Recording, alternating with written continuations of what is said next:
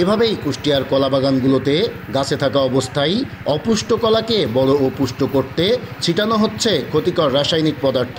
বীজ দিচ্ছে এই কারণে কলা এটি পুষ্ট হবে, মোটা হবে, কলা পাকালে কালার আসবে। বাগান থেকে সেই কলা আড়তে আসার পর পাকানোর জন্য আরেক ধাপে মেশানো হচ্ছে বিষাক্ত কার্বাইড জাতীয় রাসায়নিক পদার্থ। এগুলো একটা কলা পাকানি মেডিসিন, এটা দিলে পরে 24 ঘন্টায় কলায় কালার আসে, 48 ঘন্টায় কলাটা বিক্রি করা যায়, নাহলে এই কলা বেচতে অনেক দেরি হয়ে যায়। এভাবেই কয়েক ধাপে কলাকে পরিণত করা হচ্ছে ক্ষতিকর পণ্যে, যা ছড়িয়ে দেওয়া হচ্ছে কুষ্টিয়া সহ দেশের বিভিন্ন প্রান্তে। না জেনে না বুঝে এই কলা খেয়ে স্বাস্থ্য ঝুঁকিতে পড়ছেন সাধারণ ভোক্তারা।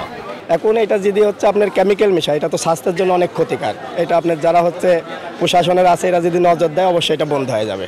না জেনে বুঝে কিনে খায়, এটা কিন্তু ঠিক না, এটা যাচাই করা দরকার। স্বাস্থ্য বিশেষজ্ঞরা বলছেন, ক্ষতিকর রাসায়নিক পদার্থ মিশ্রিত এ কলা খেলে হতে পারে ক্যান্সার সহ নানা জটিল রোগ। তাই এমন খাদ্য গ্রহণের আগে সচেতন হওয়ার পরামর্শ তাদের। তারা বলে যে এটা জন্য প্রক্রিয়াজাত করানোর জন্য দিচ্ছে, আসলে এগুলো প্রত্যেকটারই পয়জনাস ইফেক্ট আছে, এবং এটার কোনো বিএসটি এর অনুমোদন নাই।